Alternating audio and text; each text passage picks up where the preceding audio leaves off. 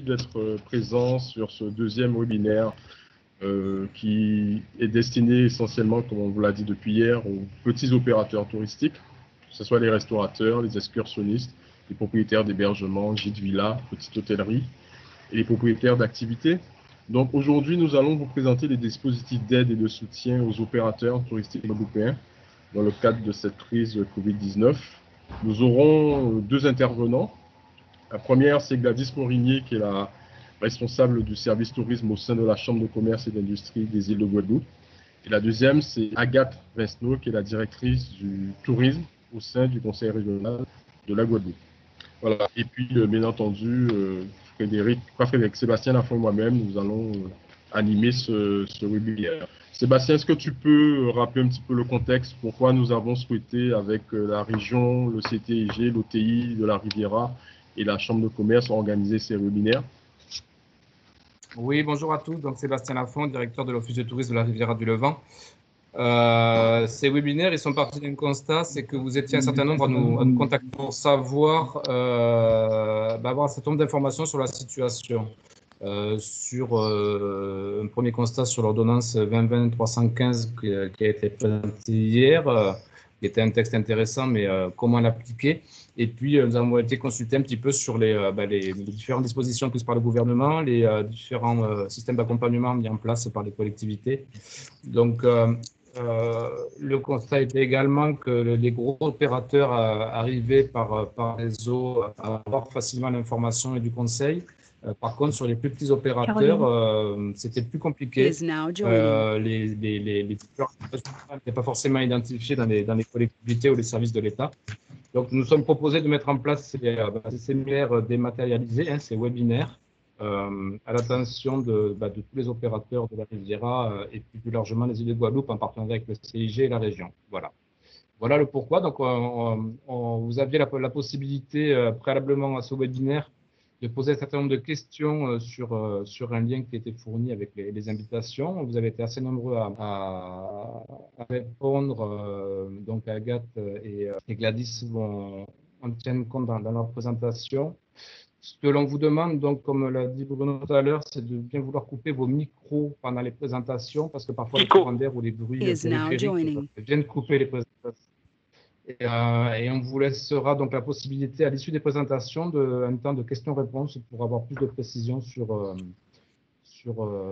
différents points. Voilà ce que je pouvais vous dire en introduction. Donc, on peut démarrer la présentation. À vous, mesdames. Ok, merci. Donc, vous me dites si vous l'avez, si vous avez la présentation en ligne déjà.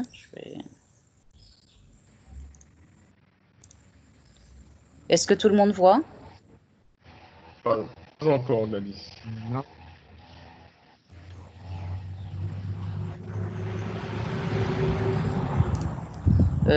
Personne ne voit la présentation là? Non. Bruno, est-ce que tu peux prendre la main? Je viens de te l'envoyer parce que là, je fais le partage, mais apparemment, vous ne voyez pas. Moi, j'ai rien reçu comme... Non. J'ai rien reçu comme demande. Et là, Ah vous oui, n'avez d'accord. rien? Voilà, voilà. Vous la voyez là? Oui. Oui, c'est bon. Moi, je vois. D'accord, très bien. Bon, ben, si tout le monde voit, je vais commencer. Donc, bonjour à tous. Donc, l'idée est de pouvoir vous présenter les différentes aides qui ont été mises en place par le gouvernement, mais aussi par les différents partenaires, notamment les établissements bancaires.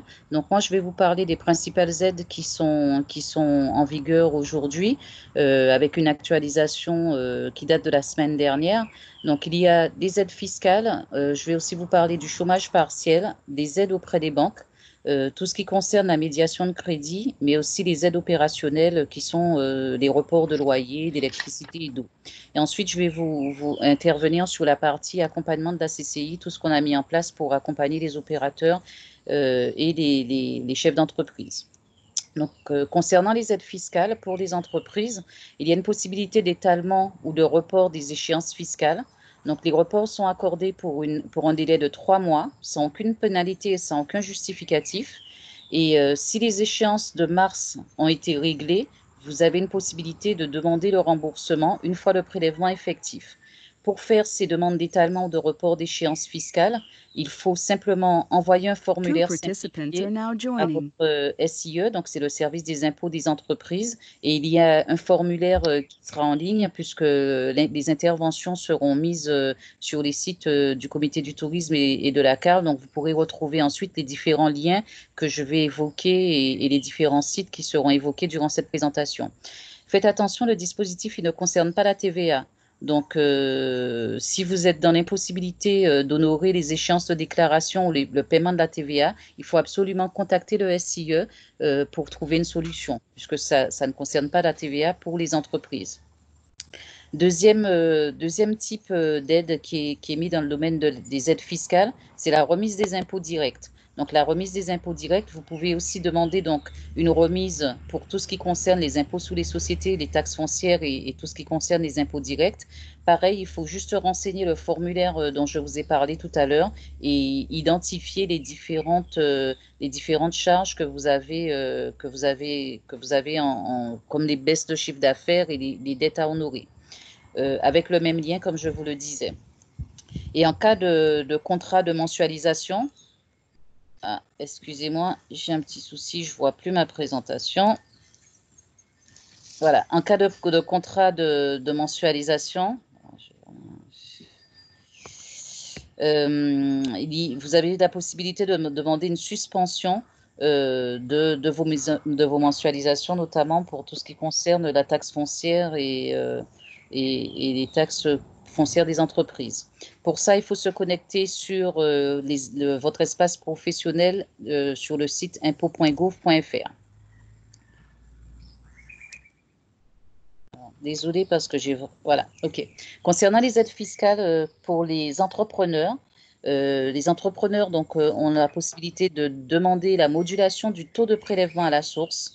Vous pouvez aussi demander un report des acomptes, puisqu'il y a certains qui ont des acomptes, avec une possibilité de reporter les acomptes des prélèvements à la source sur vos revenus professionnels d'un mois à l'autre quand les acomptes sont mensuels ou d'un trimestre à l'autre lorsque les acomptes sont trimestriels. Vous pouvez aussi demander, en cas de difficulté, de situation vraiment très difficile, demander la suppression temporaire de l'acompte. Ça ne veut pas dire que ça annule votre impôt, mais ça permet de le différer. Pareil, il faut aussi aller sur le site impôt.gouv.fr. Au niveau des aides sociales, donc pareil pour les entreprises, je vais commencer par les entreprises, il y a une possibilité de moduler le paiement des cotisations sociales des salariés. Donc, pour les cotisations sociales du 5 avril et celles du 15 avril, la date de paiement des cotisations pourra être reportée jusqu'à 3 mois. Vous n'avez aucune pénalité sur cette demande de report de cotisation et vous pourrez moduler le paiement en fonction de vos besoins, soit un montant à zéro, donc ça veut dire que vous demandez un report total, soit vous demandez de payer une partie de la cotisation. Par contre, il faut absolument déclarer quand même la cotisation, faire la déclaration sociale nominative. Pareil, je vous ai mis un lien qui est un peu long, je ne vais pas vous le lire, mais il est encore un peu long et toutes les informations sont sur le site ursaf.fr portail. Concernant les entrepreneurs, pour la partie aide sociale, vous pouvez aussi demander un délai de paiement des cotisations sociales, donc deux types d'entrepreneurs, les dirigeants hors micro-entrepreneurs. Donc, les échéances mensuelles du 20 mars et du 5 avril n'ont pas été prélevées. Si ça a été fait, vous pouvez demander le remboursement et elles seront lissées sur les échéances ultérieures de mai à décembre. Celle du 20 avril sera automatiquement reportée et pareil, elle sera lissée sous des échéances ultérieures. Le report il est automatique que pour les cotisations personnelles du chef d'entreprise travailleur indépendant si vous avez opté pour le prélèvement automatique. Pour les dirigeants au régime micro-entrepreneur mensualisé, l'échéance de mars exigible au 30 avril pourra être enregistrée ou modifiée à zéro pour éviter le prélèvement des cotisations en avril. En complément de cette mesure, vous pouvez aussi solliciter l'octroi des délais de paiement, y compris par anticipation, toujours sans majoration et sans pénalité. Et vous pouvez aussi demander un ajustement de votre échéancier de cotisation en le réestimant sans attendre la déclaration annuelle. Excusez-moi parce que dès que je déplace l'écran, je n'arrive plus à passer de slide en slide. Voilà. Et pour finir sur les aides sociales, donc les aides sociales pour les entrepreneurs, donc l'action sociale du Conseil de la protection sociale des travailleurs indépendants, le CPSTI, il peut intervenir dans la prise en charge partielle ou totale des cotisations. De même, le réseau des URSSAF propose une aide financière exceptionnelle qui intervient en complément des aides dont je vous ai parlé plus haut. Donc le lien est aussi mentionné, c'est un lien sur Action sociale TI Guadeloupe. Je vais vous parler maintenant du chômage partiel. Donc, je pense que tout le monde sait maintenant, avec tout ce qui a été dit, que le chômage partiel est fait lorsque un employeur est contraint de réduire ou de suspendre temporairement son activité, notamment pour des circonstances exceptionnelles comme ce qu'on vit aujourd'hui, mais et aussi dans le cas des entreprises du secteur du tourisme, par l'interruption temporaire des activités non essentielles. Donc, quel que soit le pourcentage du chômage partiel et quel que soit l'effectif, l'employeur doit quand même verser une indemnité d'au moins 70% de la rémunération antérieure brute avant le prélèvement à la source.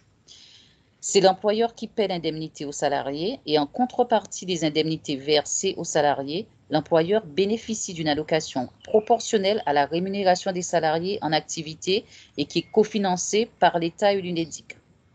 Donc, la procédure est dématérialisée. Elle se fait sur le site activitépartielle.emploi.gouv.fr et on a appris qu'il y a quand même pas mal de personnes qui ont eu des problèmes techniques pour ces déclarations. Donc, il y a une adresse mail qui est dédiée avec la DIECT qui peut répondre à vos questions et notamment si vous avez des problèmes techniques. Maintenant, je vais passer à tout ce qui concerne les prêts bancaires. Donc, il y a un prêt qui s'appelle le prêt garanti par l'État. C'est un nouveau crédit qui a été mis en place pour répondre aux besoins de trésorerie des entreprises impactées. Donc, le prêt garanti par l'État, c'est le PGE, c'est un prêt d'une banque à une entreprise grâce à la garantie de l'État à hauteur de 90% du prêt. Donc, ce prêt est octroyé depuis le 16 mars et va courir jusqu'au 31 décembre inclus de cette année. Il va couvrir les besoins de trésorerie des entreprises. Il concerne les entreprises de toute taille, quelle que soit la forme juridique, personne morale ou personne physique, mais les SCI notamment ne sont pas concernés par ce prêt. Et il peut aller jusqu'à 25% maximum du chiffre d'affaires ou 2 fois la masse salariale sur les 2 dernières années d'activité pour les entreprises qui ont été créées en 2019. Le taux est fixé librement par les banques, mais les banques nous ont assuré qu'ils ont mis les taux les plus bas, comme ça a été demandé par le gouvernement. Les banques ont mis en place d'autres types d'aides. Donc, beaucoup d'entreprises nous ont fait part, et puis le réseau des banques aussi nous ont dit que tout ce qui concerne des procédures accélérées pour l'instruction des crédits, pour des situations de trésorerie tendues, il y a un délai qui a été très réduit, qui est de 5 jours pour la grande majorité des banques. Elles ont aussi reporté jusqu'à 6 mois le remboursement des crédits pour les entreprises. Elles ont supprimé les pénalités et les coûts additionnels de report des échéances et des crédits des entreprises. Mais si toutefois vous n'avez pas encore bénéficié de ces aides-là, n'hésitez pas à contacter votre banque puisqu'elles nous ont assuré avoir mis ces mesures, en tout cas la dizaine de banques que nous avons eues dernièrement, on était en réunion avec eux, ils nous ont confirmé avoir mis ces mesures pour tous leurs clients. En tout cas, si toutefois il y a quand même un litige avec des banques et que vous n'arrivez pas à obtenir satisfaction, vous avez la possibilité de faire appel à la médiation du crédit, qui est un dispositif public, gratuit et rapide, destiné à aider toutes les entreprises qui rencontrent des difficultés avec des établissements, notamment avec des établissements financiers. Donc, le médiateur de crédit, il réunit les partenaires financiers de votre entreprise pour identifier, résoudre les points de blocage et proposer des solutions. Vous pouvez le saisir à travers le site médiateur-crédit.banque-france. et les réponses sont données au bout de 48 heures. Le médiateur prend contact avec l'entreprise et pour pouvoir saisir la banque là où les banques concernées. Et enfin, pour terminer, au niveau des mesures d'aide, il y a les aides opérationnelles, comme je vous le disais tout à l'heure. Donc, les aides opérationnelles, ça concerne tout ce qui est report des loyers, des contrats d'eau et d'électricité. Donc, ces contrats, ils ne peuvent être interrompus, ni suspendus, ni réduits si vous n'avez pas payé vos factures professionnelles. Pour les entrepreneurs dont le siège est établi à leur domicile, on est en attente d'un décret pour savoir si elles sont aussi concernées. Les bénéficiaires aujourd'hui, ce sont toutes les personnes physiques ou morales de droit privé qui exercent une activité économique et qui remplissent les conditions de critères d'éligibilité au Fonds de solidarité. Concernant le Fonds de solidarité, Agathe va vous en parler, Agathe Mesneau va vous en parler tout à l'heure, c'est pour ça que je ne vais pas rentrer dans le détail. Et ces reports sont effectifs depuis le 25 mars jusqu'à la date de la cessation de l'état d'urgence. Et le report que vous allez demander, il ne peut donner lieu ni à aucune pénalité financière, ni à des frais concernant les différentes entreprises qui sont concernées, ni aux indemnités. Le paiement se fera de façon échelonnée et répartie sur une période de 6 mois. Et il faut adresser directement un mail ou téléphoner pour faire une demande à vos différents organismes auxquels vous devez payer ces factures pour faire une demande à l'amiable. Unknown participant is now joining. Maintenant, je vais vous parler de ce que fait la CCI. Donc, nous, on est principalement là pour renseigner et apporter des précisions sur les mesures d'aide qui sont à votre profit. On est particulièrement en lien avec la DRFIP pour les questions et les difficultés techniques que rencontrent les entreprises au niveau des dépôts de leurs demandes, puisque les demandes sont dématérialisées généralement. On accompagne aussi pour le montage et le dépôt des dossiers du PGE, du prêt garanti par l'État, et on facilite la transmission des dossiers auprès des banques. Et on a mené aussi une petite action pour soutenir les entreprises dans le maintien de leur activité dans cette période de confinement. Donc, un peu plus en détail, les différentes mesures. Donc, la cellule mesure d'aide, celle qui est la plus connue aujourd'hui, celle qu'on a mise en place depuis le 16 ou le 17 mars. C'est une cellule qui permet aux entreprises de poser toutes leurs questions, de poser les questions qu'elles ont techniques ou autres. Pour ça, on a mis un formulaire en ligne sur les réseaux sociaux de la CCI ainsi que sur le site Internet. Vous avez aussi à votre disposition une permanence avec un numéro vert qui est le 0800 111 97 1. Et on est ouvert du lundi au vendredi de 8h30 à 18h. Donc, on a une dizaine de lignes qui sont actives. Il y a aussi une adresse mail qui est dédiée, entreprise-coronavirus@guadeloupe.cci.fr. Là, les entreprises nous posent leurs questions et on répond. Au dernier recensement, on a compté, donc hier, on était à 469 questions de posées et on a un taux de 80% de réponse puisque les questions affluent tellement. On est une quinzaine de collègues à participer à cette cellule et on répond vraiment au mieux et on trouve des solutions pour celles qui sont un peu plus compliquées avec les différents partenaires.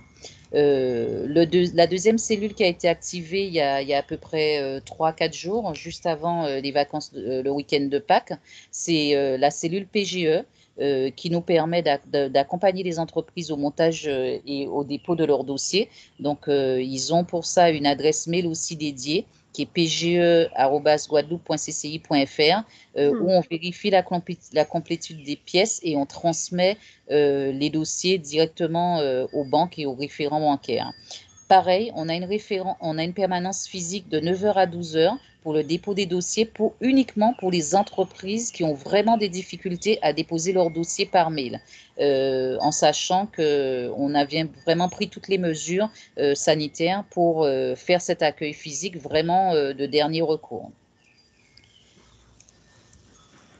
Les 5 autres accompagnements, donc on a aussi, le président a souhaité vraiment qu'on fasse un recensement des créances publiques, puisqu'en cette période difficile, on sait qu'il y a pas mal d'établissements qui ont des créances publiques qui sont encore pas honorées. Donc aujourd'hui, on collecte les créances publiques des entreprises et pour mettre en place des actions stratégiques pour inciter les collectivités à régler ces créances qui sont en retard pour aider ces entreprises. Comme on travaille avec l'ordre des avocats, on a aussi sollicité l'ordre des avocats pour mettre à disposition leur technicité pour répondre aux questions d'ordre juridique des professionnels et les accompagner dans la recherche de solutions. Donc, l'ordre des avocats assure une permanence mail et téléphonique où ils répondent aussi aux questions des entreprises. Dernièrement, donc hier ou avant-hier, je crois qu'on a aussi lancé la plateforme d'entraide. C'est une plateforme nationale qu'on relaie sur le plan régional qui permet aux entreprises qui ont un besoin particulier de matériel ou d'approvisionnement de lancer un appel. Mais c'est aussi la possibilité pour toutes celles qui souhaitent proposer des produits ou des services dont une autre entreprise aurait besoin. Donc là, on est vraiment dans un mode solidarité dans ce contexte difficile.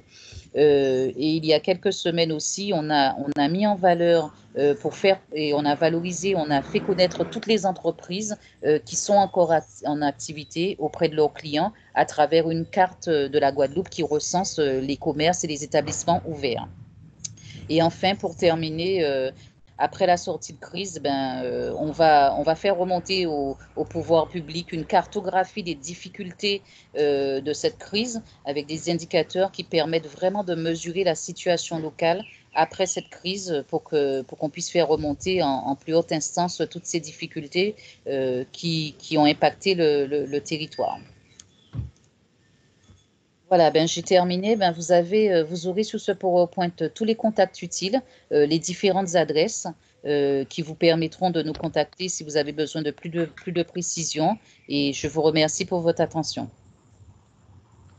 Merci Gladys. Donc, il faut savoir que cette présentation sera disponible sur le site du Comité du tourisme des îles de Guadeloupe, sur celui de la région Guadeloupe et bien entendu sur celui de l'Office du tourisme intercommunal de la Riviera des îles de Guadeloupe. Donc, merci. Donc, on a quand même... alors, ce que je propose, c'est qu'on puisse répondre parce qu'on a déjà eu quelques questions, qu'on puisse te les poser, Gladys, que tu répondes, et par la suite, on passera à la présentation d'Agathe Vincent. Est-ce que ça vous va comme ça, Sébastien? Oui, ça me va. Je pourrais juste peut-être une précision en préalable aux questions. Gladys, et peut-être Agathe aussi, simplement, qu'est-ce que ta présentation nous montre tout ce qui est mis en place à l'attention des entreprises? Qu'est-ce que l'on entend par entreprise? Alors, spécifiquement, on a pas mal de propriétaires on a pas mal de propriétaires de location saisonnière, je pense, qui assistent à la présentation. Ma question n'est pas innocente. Je pense qu'il faut préciser, vous me corrigez si je me trompe, que l'ensemble des dispositifs s'adresse aux opérateurs touristiques qui disposent d'un numéro SIRET. Alors, c'est Agathe. Je peux répondre? Agathe Vincent, tu m'entends? Oui. Vas-y, Agathe. Écoutez, ça faisait partie de l'introduction de la présentation. Effectivement, c'est évident. Des mesures d'accompagnement économique sont des mesures d'accompagnement des entreprises, effectivement, qui ont obligatoirement un numéro SIRET. S'agissant des meublés de tourisme en particulier, on a souvent des particuliers, c'est-à-dire des personnes privées. Nous, on appelle ça des personnes privées qui font de la location dans des conditions particulières de fiscalité, et des entreprises qui sont reconnues comme opérateurs économiques touristiques, et ce sont ces entreprises qui vont pouvoir bénéficier des aides. Les autres rentreraient plus dans un cadre d'accompagnement social, mais ce n'est pas, même s'ils participent à l'activité touristique, ils le font dans un cadre qui n'est pas un cadre qu'on peut accompagner économiquement, que ce soit en cas de crise ou en cas normal, de toute façon. La précision est très importante. Je mets une précision dans le chat sur l'obligation pour les exploitants de location saisonnière effectivement d'être déclaré au registre des commerces et sociétés. Est-ce qu'il y a d'autres questions? Alors, Gladys, il y a une question de participant qui dit qu'entend-on par remise d'impôt direct? Ça a été posé par, je sais pas, comment ça s'appelle? Indigo. J'ai un petit souci sur ma présentation. Est-ce que vous pouvez m'accorder 2 minutes? Est-ce qu'Agathe peut faire sa présentation parce que j'arrive plus à la récupérer? J'ai fait une mauvaise manip, désolée, hein. J'ai fait une mauvaise manip et je reviens tout de suite sur vous. Je vous fais signe quand je suis prête. Parfait, ok. Donc, Bruno, est-ce que tu peux lancer la présentation d'Agathe? Attends, Bruno va la lancer.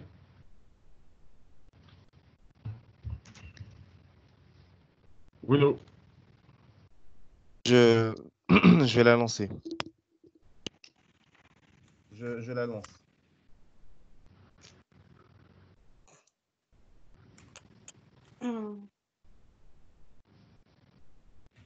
Bon, pendant qu'il lance la présentation, donc je vais peut-être introduire, si vous voulez, de façon plus générale. Oui, On m'entend? Oui, oui, oui. Is now exiting. C'est bon, je peux y aller, Thierry? Oui, on t'entend. Oui, on t'entend. Bon, alors, effectivement, là, Monsieur Lee va lancer une présentation des aides que la région promeut et également met en place. Mais en introduction, je tenais à dire quand même que la collectivité régionale est quand même vraiment consciente du sinistre qui s'abat peu sur le secteur touristique. Et je crois que malheureusement, ce n'est pas une emphase, hein, le mot est vraiment approprié dans la mesure où on était parti ces 3 dernières années sur une dynamique vraiment de croissance avec un chiffre d'affaires et un PIB qui augmentait sur le territoire et que là, effectivement, on pourrait évaluer à cette date la perte en termes de chiffre d'affaires à environ 600 millions d'euros. Donc, on en est tout à fait conscient et on se rend compte que il va falloir vraiment revenir sur ce secteur et le rebooster. La particularité en plus de ce secteur, hein, on en est conscient également, et que la reprise sera quand même bien ultérieure à la reprise, on va dire, un peu classique de l'activité économique, hein, puisque en dehors du fait que déjà le 11 mai, ce secteur, pour la plupart des activités, n'est pas concerné pour le déconfinement, et qu'en plus, on va devoir faire face à certainement la réticence des particuliers à voyager et je ne dirais pas à venir en Guadeloupe, à voyager globalement, et pour des raisons liées certainement à des peurs, mais aussi à des raisons économiques, hein, puisqu'ils auront eux-mêmes été touchés par la crise et auront certainement moins de moyens pour venir chez nous. Et je parle de ça c'est en dehors de toutes les conditions qui ont été mises en place et qui ont été présentées hier. Donc voilà, tout ça pour dire que à la région Guadeloupe, on est quand même très inquiet et très prêt à accompagner le secteur dans la mesure. C'était de façon très opérationnelle. La relance de la promotion et de l'attractivité du territoire, peut-être commencer très certainement par le tourisme local, hein, entre nous déjà voir comment on peut, pour la période de juillet-août, faire marcher un peu les opérateurs.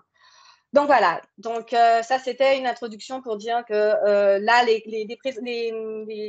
présentations qu'on va faire et qu'a fait Gladys et que je vais faire sont assez générales, hein, elles concernent toutes les entreprises, mais bien entendu le secteur touristique est quand même bien surveillé, et effectivement on commence déjà à travailler sur l'étude d'impact que mène la CCI, qu'a évoqué Gladys, et qui va vraiment nous servir d'outil pour mesurer ce qu'on va devoir faire en termes de promotion, mais ce qu'on va devoir faire en matière d'accompagnement économique. Donc, je vais commencer tout simple. Là, je vous avais à l'écran normalement pour la première slide, Bruno. Là, la suivante.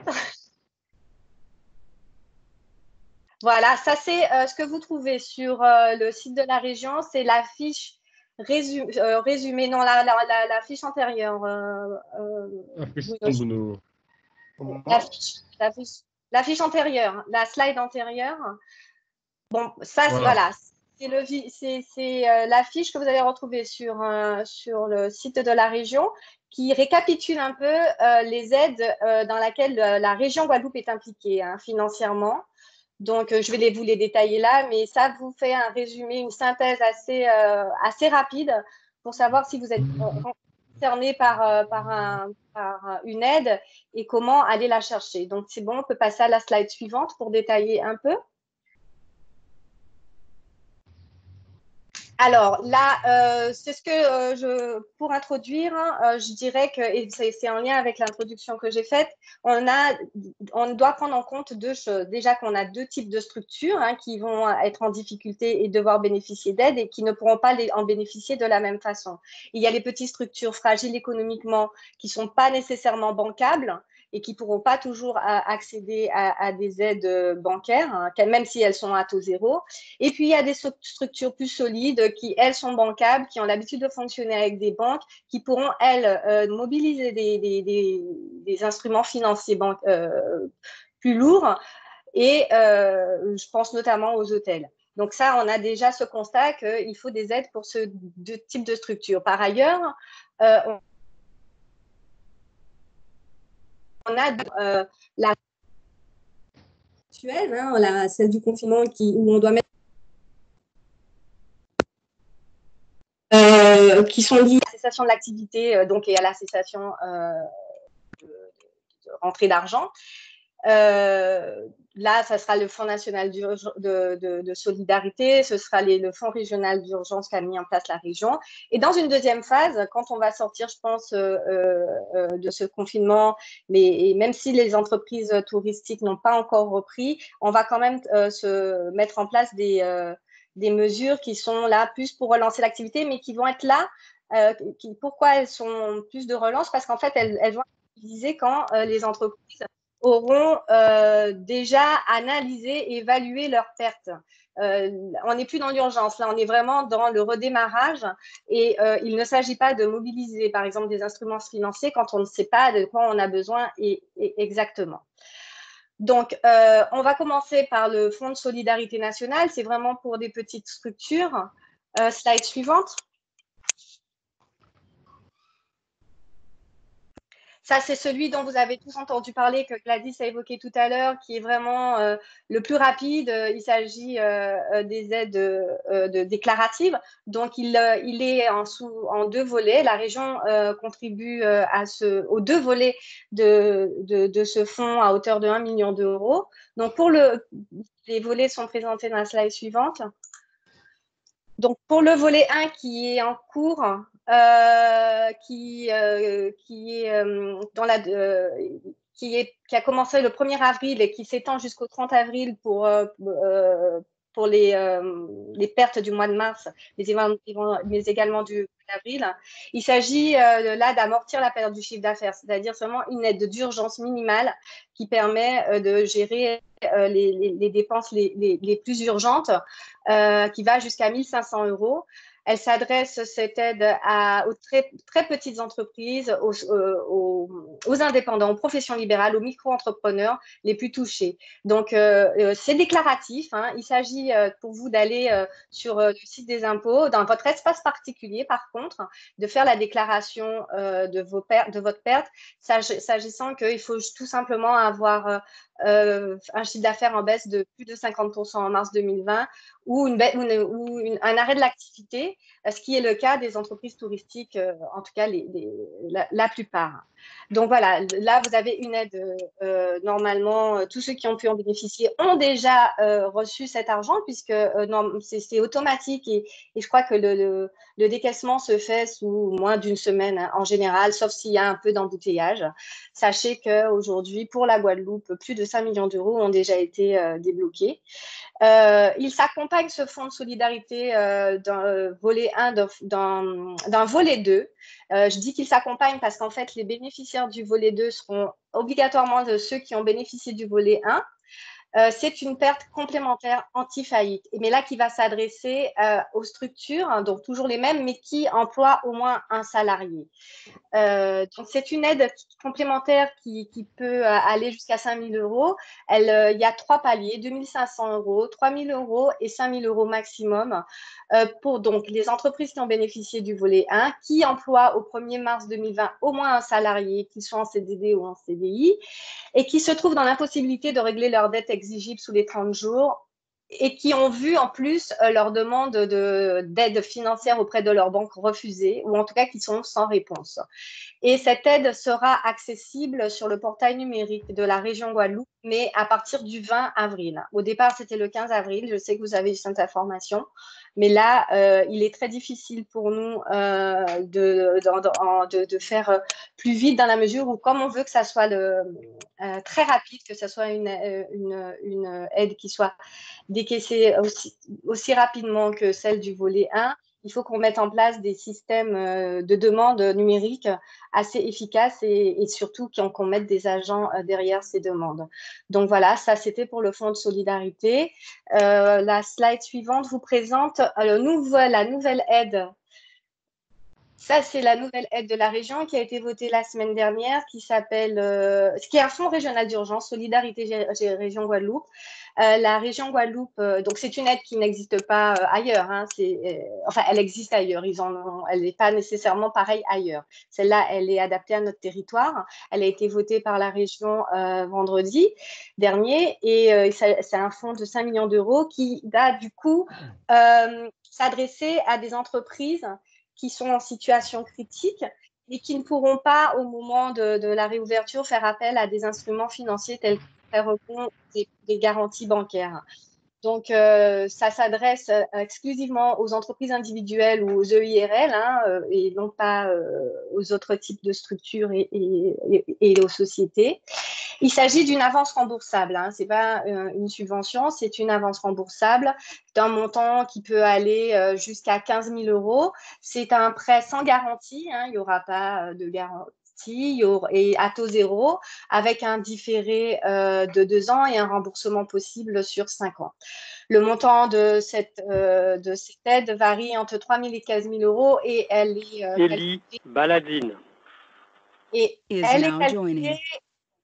elle est calculée par rapport au chiffre d'affaires de l'année précédente ou par rapport au chiffre d'affaires réalisés depuis le début de l'année pour les entreprises qui sont nouvellement créées. Tous les secteurs d'activité sont éligibles. Là, sur ma slide, il est écrit à l'exception de la pêche, mais non, la pêche est inclue. C'est l'agriculture qui n'est pas prise en compte. Hein. Ça a évolué. Donc, tous les secteurs sont éligibles. Et la demande sera faite pareil sur le portail régional et à partir du 20 avril également. Donc, c'est une demande de subvention simplifiée. La particularité du volet 2 du fonds de solidarité et de ce fonds d'urgence, c'est que pour faciliter les choses, vous aurez les entreprises à faire des déclarations sur l'honneur. Voilà, donc on vous invite à faire ces déclarations, à faire en sorte qu'elles soient juste avec vos comptes. Sachez que toutes les aides, qu'elles soient de l'État ou de la région, peuvent faire l'objet d'un contrôle dans les 4 ans. Voilà, donc ça, c'était le fonds d'urgence. Pour la relance maintenant, donc c'est la slide suivante, il y a plusieurs types d'aides.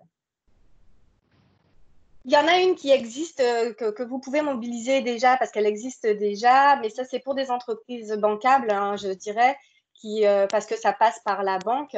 Et c'est à travers la BPI, il existe un fonds régional de garantie que la région garantit à hauteur de 10 millions d'euros.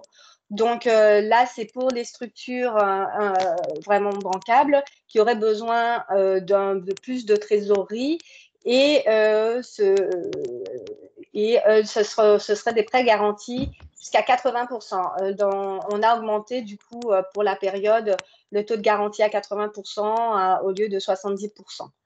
Donc, ça, c'est déjà en place et c'est avec votre banque que vous devez discuter de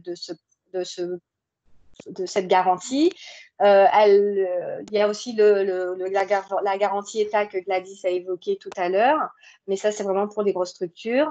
Et pour des structures, je dirais, moyennes, et pour lesquelles j'ai eu beaucoup de questions, auxquelles je ne peux pas répondre tout de suite parce que le prêt est en cours de finalisation. C'est la slide suivante. Il s'agit du prêt rebond. Alors, vous en avez entendu parler. C'est un prêt, effectivement, qui est très intéressant, puisqu'il permet un différé de 2 ans remboursable sur 7 ans. Là, ce qu'on est en train de négocier avec la BPI, et ce n'est pas encore terminé, c'est le taux zéro de ce prêt. Il a été annoncé, mais il faut le mettre en place. Donc, les modalités opérationnelles de ce prêt vont être définies là on va dire dans les 15 jours qui viennent, mais ce n'est pas un prêt que vous pourrez mobiliser tout de suite. C'est vraiment un prêt de relance qui va être adapté en fonction de l'étude d'impact que mène la CCI et qu'on va analyser, puisqu'il faut savoir combien d'entreprises sont susceptibles de le mobiliser, combien il faut mettre, enfin voilà. Il existe sous la forme qui vous est présentée là, c'est-à-dire un prêt qui va de 10 000 à 300 000 euros avec un différé de 2 ans et un remboursement sur 7 ans. Mais il faut vraiment qu'on abonde ce prêt et qu'on négocie le taux zéro avec la BPI. Donc, c'est pour ça que pour l'instant, vous ne pouvez pas le mobiliser. Et il sera mobilisable auprès de la BPI, celui-là. Là, j'ai présenté effectivement toutes les aides existantes et qui sont en cours de finalisation. Vous avez un contact que vous utilisez déjà, qui est un mail qui est sur la slide suivante.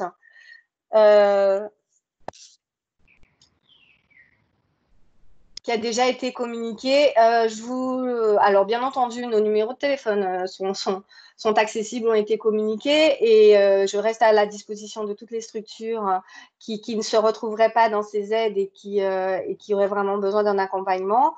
Mais voilà, posez vos questions par mail. Nous, on est toute une équipe à la DGA Économie. On reçoit tous les mails et on en discute. Ceux qui n'ont pas reçu de réponse pour l'instant, ne vous inquiétez pas.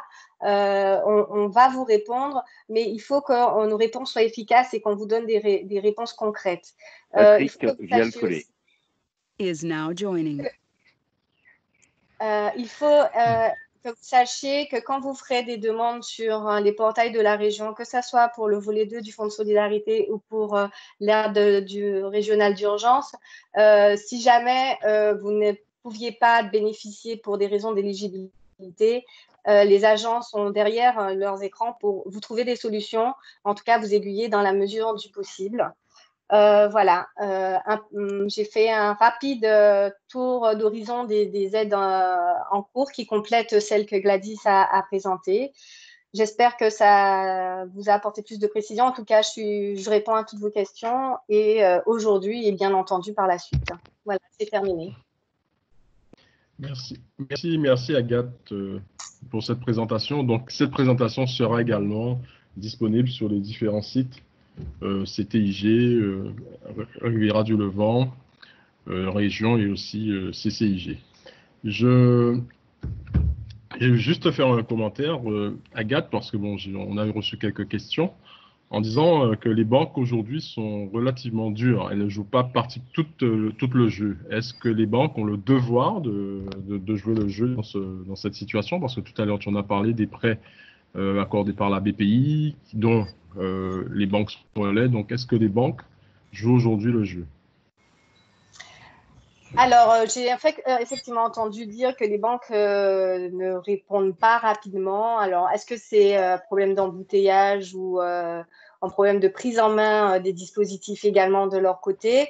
Il faudrait savoir ce qu'on entend par « elles ne jouent pas le jeu ». Est-ce qu'elles ne répondent pas ou est-ce qu'elles répondent de façon négative? Il faut savoir qu'effectivement, les prêts se sont accordés quand même après analyse des situations des demandeurs. Bon, c'est pour ça, entre autres, que nous avons mis en place le fonds d'urgence régional parce qu'on sait que certaines entreprises, notamment les entreprises individuelles qui ne sont pas bancables, auront besoin quand même d'un peu de trésorerie. Voilà, donc, mais Is now elles exiting. ne jouent pas le jeu. Oui, en tout cas, elles ont moi, il me semble avoir entendu le président de la République et Patrick qui est rentré, donc peut-être Patrick Vial-Collet le confirmer. Mais elles sont censées, en tout cas, répondre et accompagner leurs clients pour avoir de la trésorerie. Je pense qu'on a quand même pas mal d'aides. Le problème, c'est que certaines entreprises étaient déjà en difficulté avant la crise, qu'il est difficile de considérer parfois que leur crise passagère est passagère et que du coup, avec une aide bancaire ou un accompagnement financier bancaire, elles vont pouvoir se sortir d'affaires. Donc, voilà, la question est de savoir, est-ce qu'elles ne répondent pas? Moi, je pense que si elles ne répondent pas tout de suite, c'est parce qu'elles sont un peu débordées et qu'elles-mêmes, elles prennent en main le dispositif. Est-ce qu'elles répondent négativement? Je pense que si elles répondent négativement, c'est que les difficultés étaient peut-être antérieures et qu'il ne faudrait pas que les nouvelles aides plombe encore plus la trésorerie ou en tout cas l'avenir des entreprises parce qu'il faut faire attention. Hein, ce sont quand même des aides qu'il va falloir rembourser pour la plupart. Donc, il y a peut-être cette analyse derrière. Je ne sais pas si j'ai répondu à la question. Oui, pour moi, ça va. Donc, on a quand même pas mal de questions. Donc, une question de Jean-Michel qui demande est-ce que les subventions en attente FEADER Leader sont-elles concernées pour être activées et payées? Alors, oui. vas-y, Agathe. Toutes les subventions, FEADER, FEDER, FS, enfin, normalement, doivent être décaissées le plus rapidement possible si on a les éléments pour les décaisser. Effectivement, ça fait partie des mesures mises en place par la région, c'est de payer tout ce qu'on peut comme subvention dans la mesure du possible, c'est-à-dire si on a les éléments pour les décaisser, bien entendu. D'accord. Et donc, Gladys, la question qui te concernait, c'était qu'entend-on exactement par remise d'impôts directs? Oui, les impôts directs. Oui, les impôts directs, comme je le disais tout à l'heure, ce sont les impôts sur les sociétés, la taxe foncière, les impôts sur le revenu et la taxe d'habitation. C'est ce qu'on entend par impôt direct. D'accord. Ok, une autre question. Ma demande de subvention d'aide à l'hébergement touristique dans le cadre d'un projet d'extension a été déposée il y a un an. Je n'ai pas de réponse. Est-ce que les dossiers sont toujours traités? Les commissions ont-elles lieu malgré les circonstances? Alors, oui, les agents de la région continuent à travailler. Les conditions ne sont pas simples, mais oui, les dossiers sont instruits et les dossiers sont votés. Il y a des commissions permanentes de la région Guadeloupe tous les vendredis.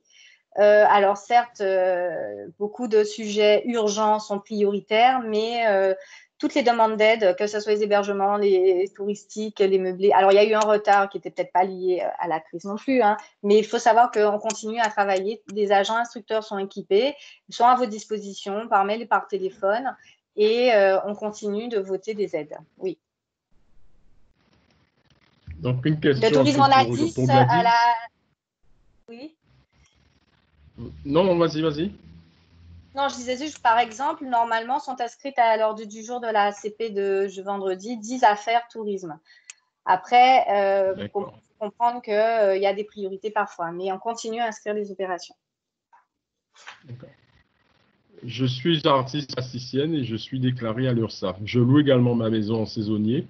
Ce SIRET est-il utilisable pour compter parmi les entreprises? Son SIRET d'auto-entrepreneur d'artistes plasticiennes peut-il également être valable en tant que loueur saisonnier? Je ne pense pas. Non. Non, elle peut avoir un aide si son chiffre d'affaires en tant qu'artiste a été impacté. Mais non, ce sont des activités déclarées à titre économique. Il faut avoir une activité déclarée fiscalement, socialement, tourisme. Hein. Si on veut déclarer un manque à gagner sur la partie tourisme, maintenant, si elle a une baisse de chiffre d'affaires sur une autre activité déclarée, elle peut demander sur cette activité-là. Alors, notre question, pouvons-nous temporairement passer en location longue Parle. durée alors Is qu'une now fois joining. subventionné, nous avons l'obligation de poursuivre l'activité touristique durant 5 ans? Pouvons-nous temporairement passer en location longue durée alors qu'une fois subventionné, nous avons l'obligation de poursuivre l'activité touristique durant 5 ans? Non. Non, parce qu'il y a une obligation de D'accord. maintenir l'activité pendant 5 ans. Donc, il n'y a pas de possibilité de changer d'activité au cours de ces 5 ans. Non, c'est pas possible. Il faut maintenir Parfait. l'activité. Gladys a raison. Mhm. Une question pour le Fonds de solidarité 1. Pour les micro-entrepreneurs, qu'entendez-vous par chiffre d'affaires de mars? Dans mon cas, je touche en avril, le CA est réalisé en mars. Que dois-je faire?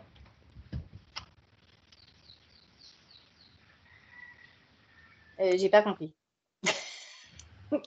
Pour le Fonds de Tu peux reprendre? solidarité numéro 1, Oui, ça d'accord. Pour pour son les cas, micro-entrepreneurs, qu'entendez-vous par chiffre d'affaires de mars? Dans mon cas, je touche en avril, le chiffre d'affaires réalisé en mars. Que dois-je faire? C'est le non, c'est une chiffre réalisé en comparaison. mars, quel que soit. Voilà, c'est le chiffre réalisé en mars.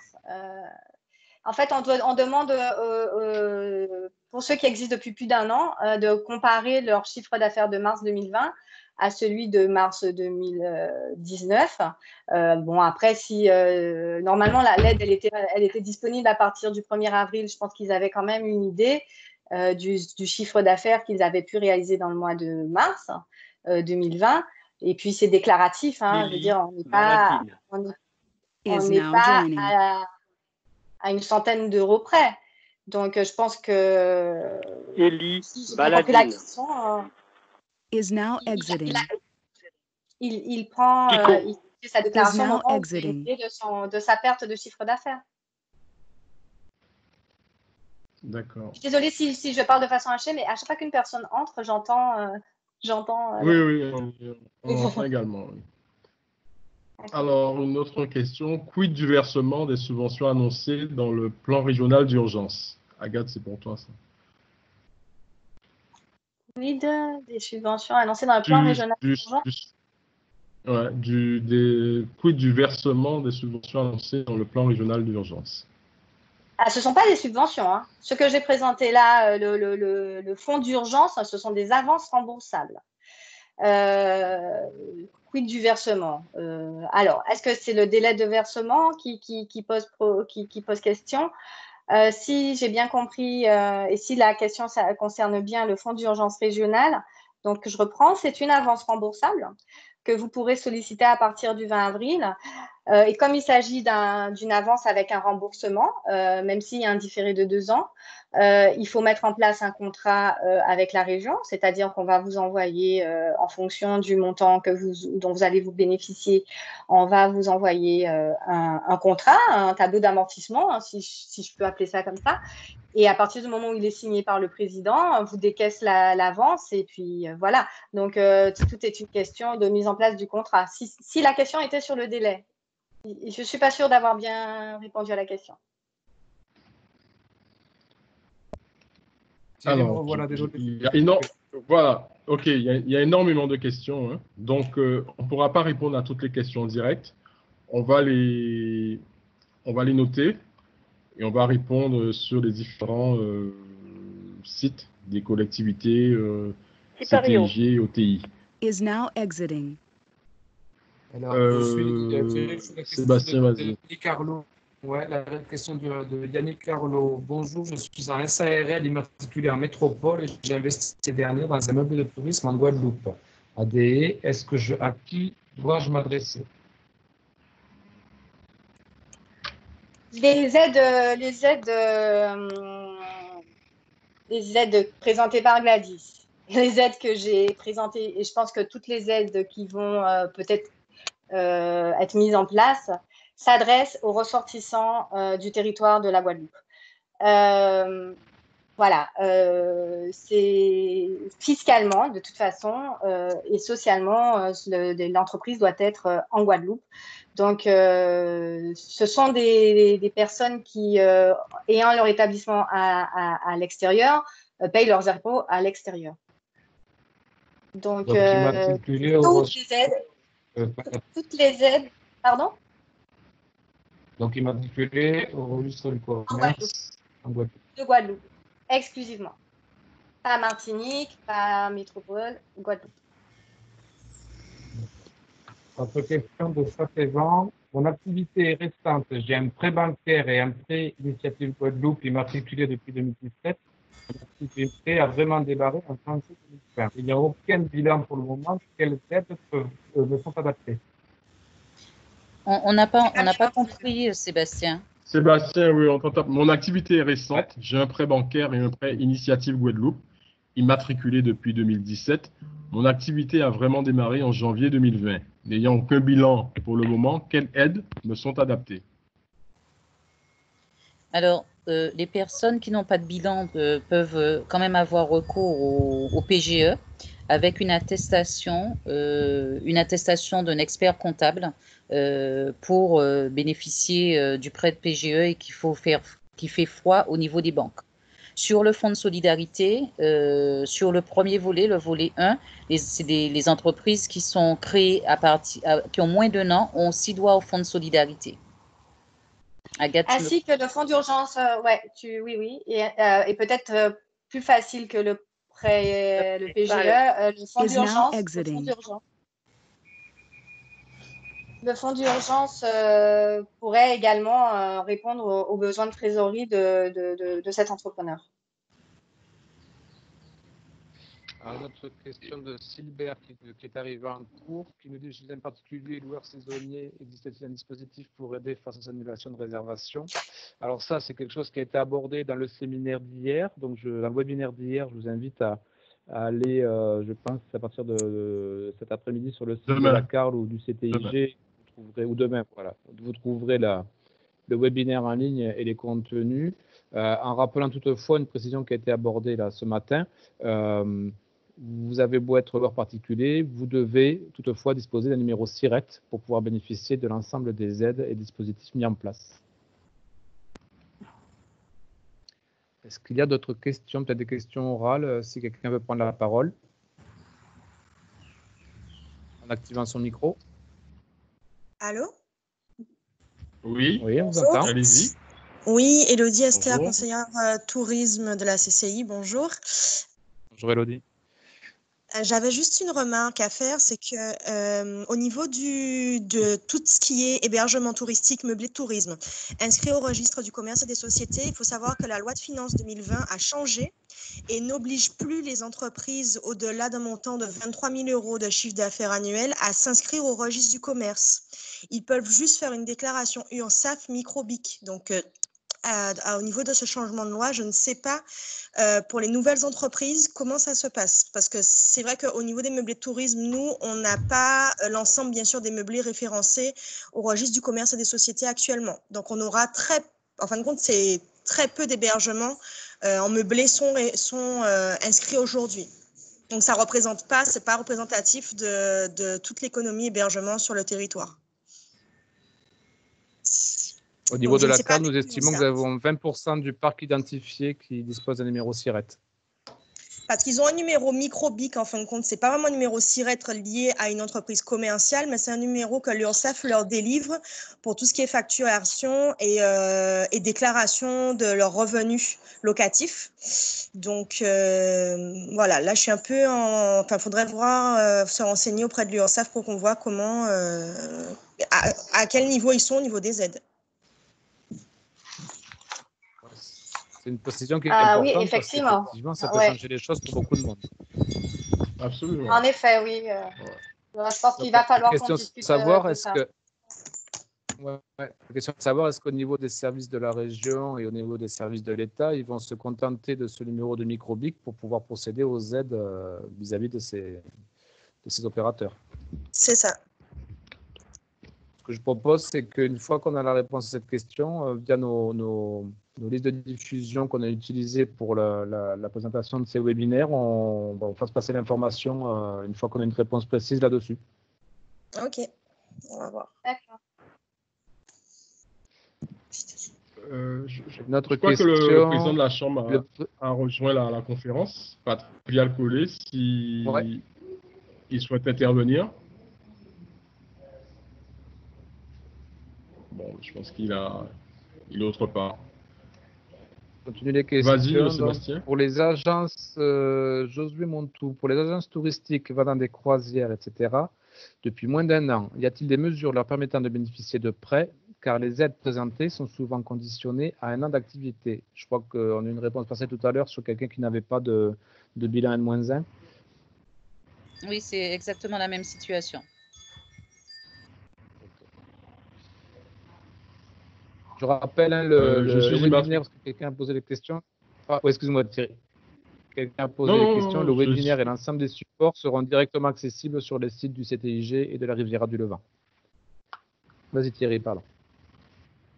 Je suis en SARL immatriculé. Non, ça y est, ça on a répondu. D'accord. Mon activité bancaire, non. D'accord. Je suis arrivé. Unknown Bravo. participant is now exiting. Oui, on va pouvoir les diffuser, d'accord.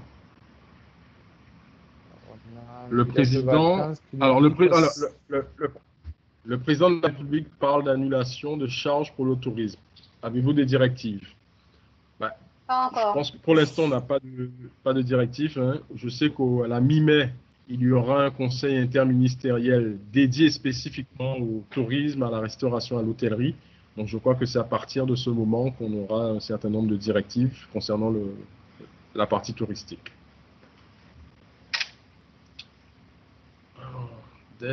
Alors, on concerne aussi ok, ça aussi. Voilà. Alors, est-ce qu'il y a quelqu'un qui voudrait intervenir en direct, profiter de l'expertise d'Agathe et de Gladys?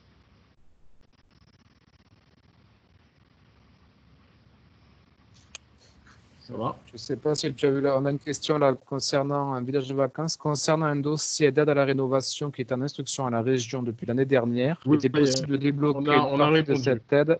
Ça a été répondu. Oui, pardon, oui. Ok, autant pour moi. Très bien.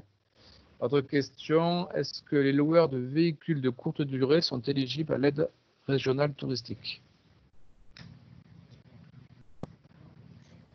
Est-ce que... Quel que soit. Est-ce que les loueurs de véhicules de courte durée sont éligibles à l'aide régionale touristique?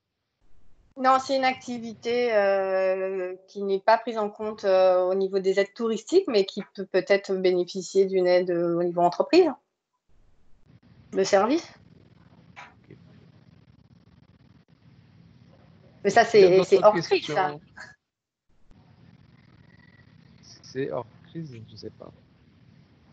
En fait, je ne comprends pas s'il veut une subvention pour créer son activité ou s'il a un besoin de trésorerie, ce qui est le propos aujourd'hui. Voilà, je pense qu'il peut accéder aux dispositifs qui sont mis en place. Ah d'accord, non, non. Ce sont des dispositifs surtout pour les produits touristiques et les meublés et les hôtels, et les hébergements. Mais n'est pas considéré comme un produit touristique la location de voiture dans notre dispositif. D'accord. Je suis loueur saisonnier depuis 2016 avec juste un bungalow 3 étoiles. Mon activité a fait l'objet d'une extension de nouvelles villas 4 étoiles ouvertes depuis décembre 2019. Investissement de 400 000 € sur mes fonds propres. C'est maintenant mon unique source de revenus. Plus d'autres métiers, plus d'allocations chômage et plus aucune économie. Résultat, mes réservations 2020 sont toutes annulées depuis mi-mars et pour longtemps. Je n'ai plus aucun chiffre d'affaires et j'ai déjà dû rembourser mes désacomptes. Quid des aides alors même que mon chiffre d'affaires 2019 est très faible et que généralement, l'aide est basée sur le chiffre d'affaires N-1. Alors, je pense que cette entreprise devrait déjà essayer de bénéficier du fonds d'urgence régional à partir du 20 avril. Qui va jusqu'à 15 000 €, il me semble. Je ne sais plus dans toutes les aides que j'ai présentées. Enfin bref, le fonds d'urgence régional, non, c'est 30 000.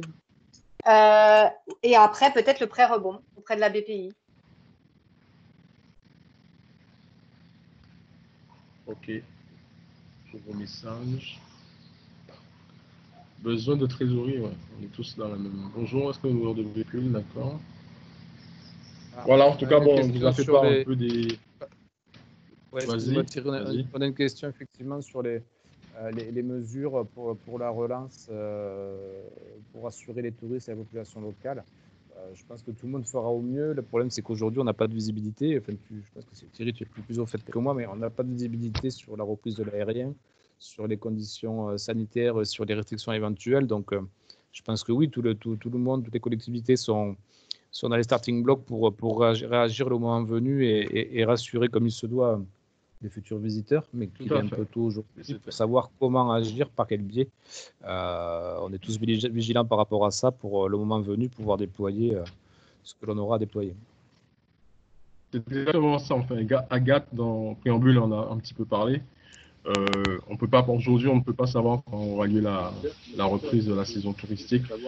Durant les mois de juillet et août, on avait déjà envisagé de mettre en place une action au niveau de nous, des locaux, de ceux qui sont en Guadeloupe, de ceux qui ne partiront pas dans d'autres pays. Parce qu'aujourd'hui, on ne sait pas si on sera accepté. Est-ce que même on va accepter des gens qui viennent de la métropole? On n'en sait rien. Donc, on se disait qu'effectivement, il y aura un tourisme local à développer, à valoriser et à nous faire découvrir également. Et maintenant, dans le cadre d'une reprise d'activité touristique, moi, je reste très prudent avec tout ce qu'on entend.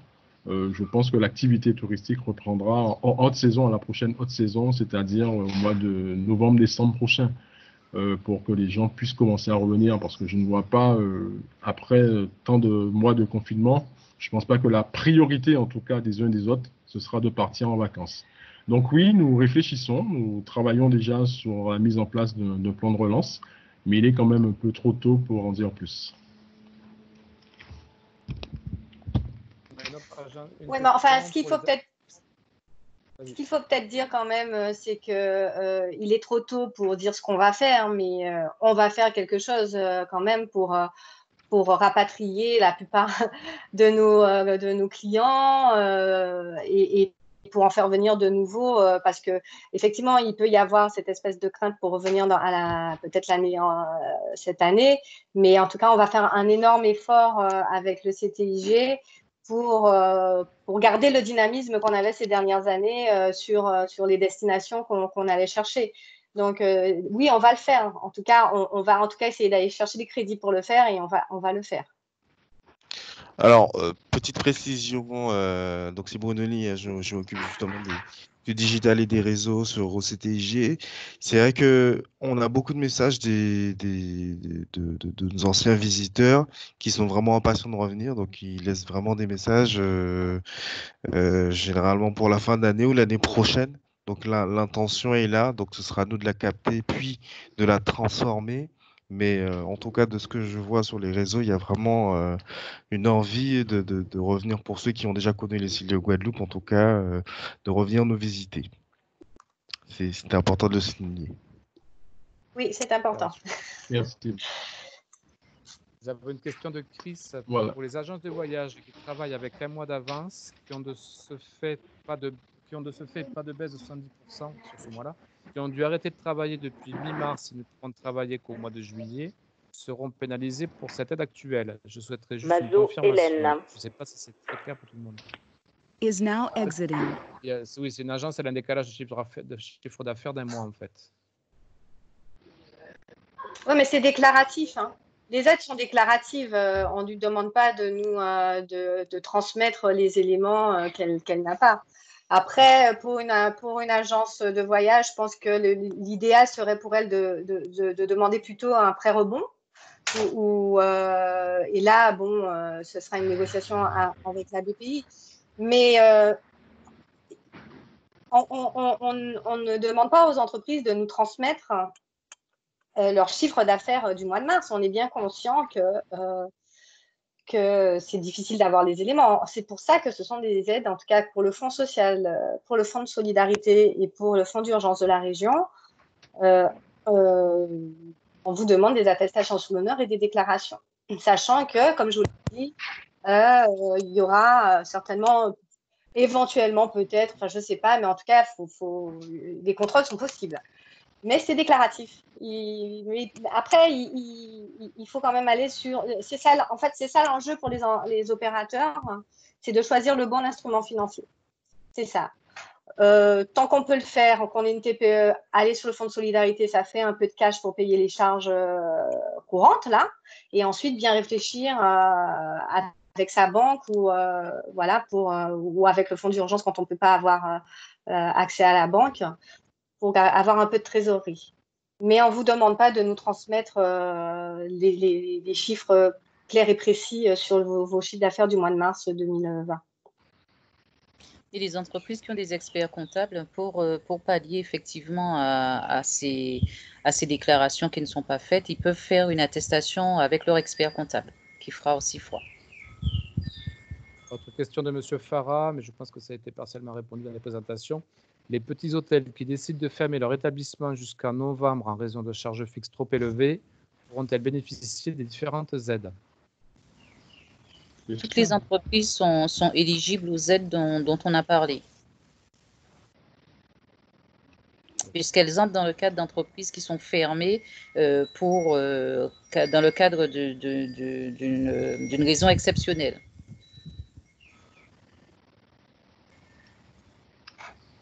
Voilà. Sur la proposition, Thierry a répondu. Bien. Est-ce qu'il y a d'autres questions de la part des participants? Oui, si je peux me permettre, Jean-Michel. Oui, bonjour, je reviens sur le Jean-Michel. dossier. Bonjour à tous. Je reviens sur le dossier des subventions Leader et FEDER. Moi, j'ai mon dossier qui est où j'attends la convention d'attribution des fonds Leader. À qui dois-je m'adresser pour le relancer? Dans la mesure où si je percevais cette subvention, je n'aurais pas besoin de solliciter d'aide auprès de la région ou d'autres aides, puisque dans ce cas-là, je pourrais faire face au niveau de trésorerie à l'arrêt de mon activité, sachant que j'ai un centre de plongée et que je pense que mon activité va être très impactée et ne va pas reprendre avant longtemps. Monsieur, je ne sais pas votre nom, Jean-Michel. Jean-Michel. Voilà, j'ai noté. Ce que je vous invite à faire, si vous pouvez, monsieur Jean-Michel, faites-nous un mail à l'adresse mail que j'ai indiquée, dgco.covid@cr-guadeloupe.fr. Et en indiquant votre structure pour qu'on puisse débloquer l'aide. Vous avez votre convention ou pas? Alors, j'ai pas ma convention. Mon dossier est suivi par la CANGT et par Christelle. Et voilà, elle m'a répondu comme quoi mon dossier était passé, comme quoi elle attendait la convention, mais elle n'a pas la convention pour pouvoir débloquer les fonds. Ok, bah, faites-nous un mail et moi je me renseigne. Je suis pas du tout comme je ne sais pas si à la... D'accord, comme je ne sais pas si à la CNGT il y a moyen effectivement d'avoir un contact, je n'ai pas pris l'initiative de la contacter, donc voilà. Alors prenez l'initiative. Prenez l'initiative de la contacter, puisqu'il faut que vous sachiez quand même que les agents travaillent, la plupart dans les administrations. Ah ouais. Donc, mais faites-nous un mail, comme ça, si vous n'arrivez pas. Je mets en copie. Ok, je mets en copie. Parfait. Ouais. Ok. Merci beaucoup. Je vous en prie. Merci à vous, Jean-Michel. Merci. Bonjour, j'ai une question. Oui, bonjour. Oui, bonjour, j'ai une question concernant le fonds de solidarité nationale. Par exemple, dans mon cas, bon, c'est pas le mois de mars qui a été le plus impacté puisque j'avais déjà une location en cours et que les gens donc ont fait une fin anticipée et que je leur ai donc reporté sur un prochain séjour. Par contre, avril-mai, j'ai zéro entrée puisque tout a été annulé. Donc, je voulais savoir si ce fonds solidarité, il est valable uniquement pour le mois de mars ou est-ce que, par exemple, pour avril, on peut faire la même chose et mai, on peut faire la même chose? Alors, ou est-ce qu'on peut le faire qu'une seule fois? Je crois qu'avril, vous pouvez, mais je crois pour l'instant, non. On n'a pas d'informations quant au mois de mai. D'accord. Mais donc, si je ne le fais pas, par exemple, en mars, je peux attendre de pouvoir le faire au mois d'avril? Je ne sais pas. Rendez-vous sur le site pour la partie volet 1 pour voir, parce que normalement, il y a fermeture au 30 avril. Donc, allez voir pour la partie. Peut-être qu'il faut attendre un peu. D'accord. D'accord, merci. Mais restez n'hésitez pas à les regarder de temps en temps, mais toujours dans la partie particulier. Hein, de votre. Oui. D'accord. D'accord, merci. Merci à vous. Bah, écoutez, si personne d'autre ne souhaite prendre la parole, nous allons clôturer ce deuxième webinaire. En remerciant en tout cas, aujourd'hui on a quand même été plus nombreux qu'hier. À un moment, j'ai vu le compteur qui marquait 132 personnes. Donc ça prouve quand même que ce sont des sujets qui vous préoccupent tous.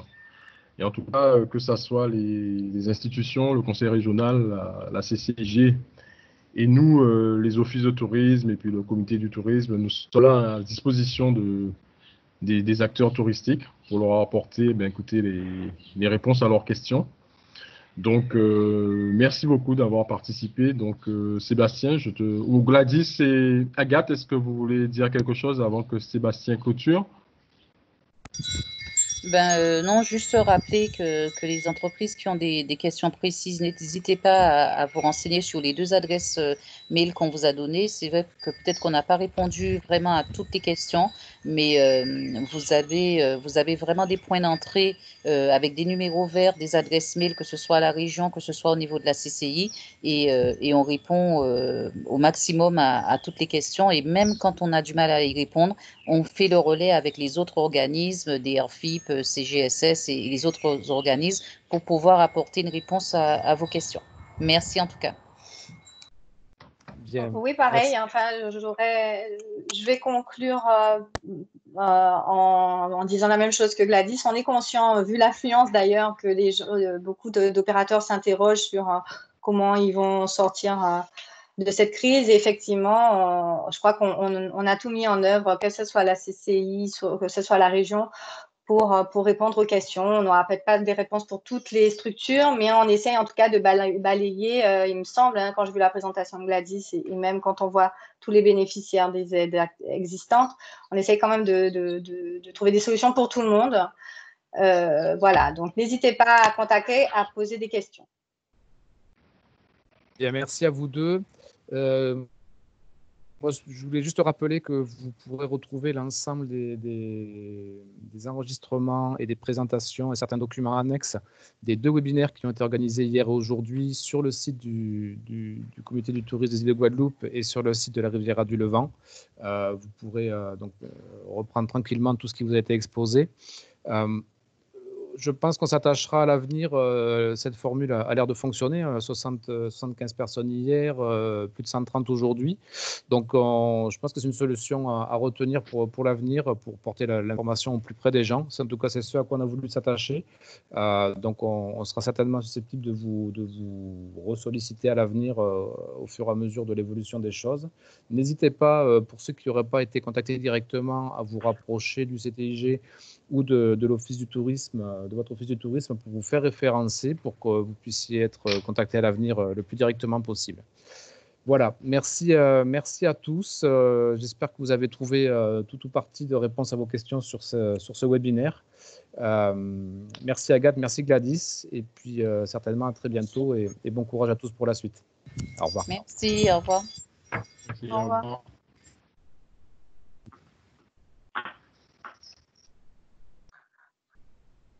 Multiple people are now exiting.